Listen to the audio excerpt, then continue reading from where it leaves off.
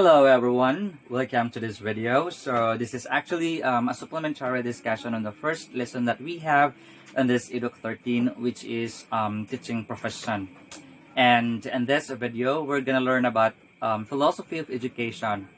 Alright, so I'll be mentioning four things or four major concepts in this video to summarize or to wrap this whole things up for this lesson.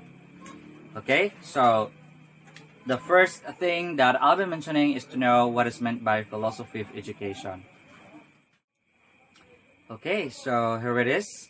Philosophy of education may be defined as an application of fundamental principle of life to the world of education.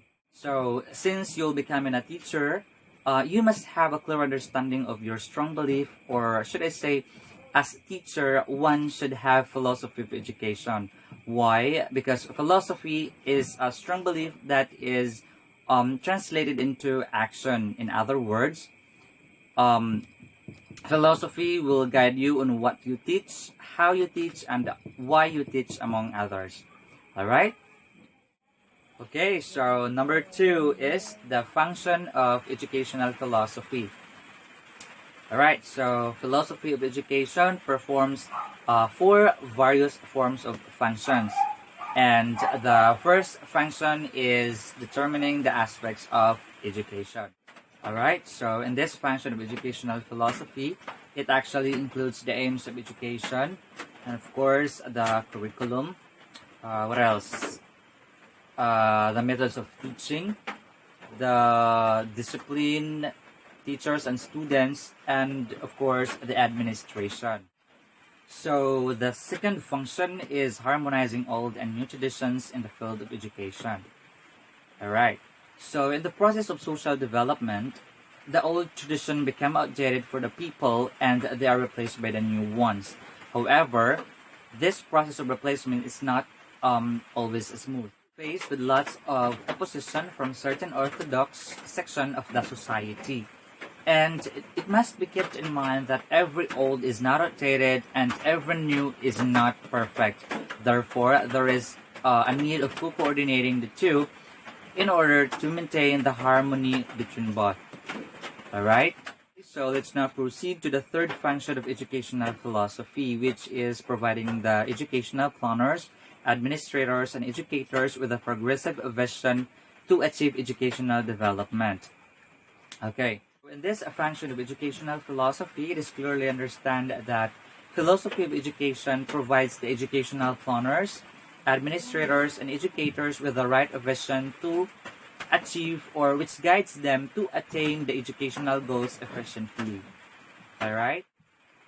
Now, the last function of educational philosophy is preparing the young generation to face the challenges of the modern time. Okay, so we should really understand that society is not static, right? It actually changes its value, customs, traditions, cultures, etc. from time to time. So the philosophy of education is a guiding, steering, and liberating force that helps young people to and society at large to face the challenges of the modern time. It also helps the individuals to understand between his goal and his day-to-day routine work and develop critical attitudes towards life in diverse society. Alright, so those are the four various functions of educational philosophy that performs. Okay, so where are we? Number 3, or the third major concepts on this lesson is the fair use of philosophy of education. So, copyright law provides the principle commonly called as fair use, that the reproduction of copyright works for certain limited educational purposes does not constitute copyright infringement, knowing that fair use is designed to ensure that the rights of copyright holders are properly balanced with the First Amendment's freedom of expression and with the need to use the copyright content for progress within society. And fair use can be applied under certain conditions and is determined on a case-by-case basis. Alright, so number 4, or the fourth thing that I'll be mentioning to complete the major concepts in this lesson is my philosophy of education. And since I will be becoming a future young educator, my philosophy is a student-centered.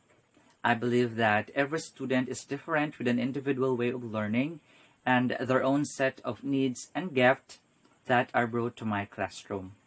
So as teacher, of course, it is my responsibility to expound on their gifts and provide an environment that will foster maximum learning and meet each child's individual's needs.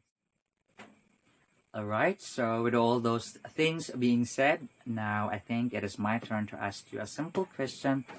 What is your philosophy of education? Alright, so I think that's all for this video. I hope you had learned something from it. So I'll see you guys next time. Goodbye.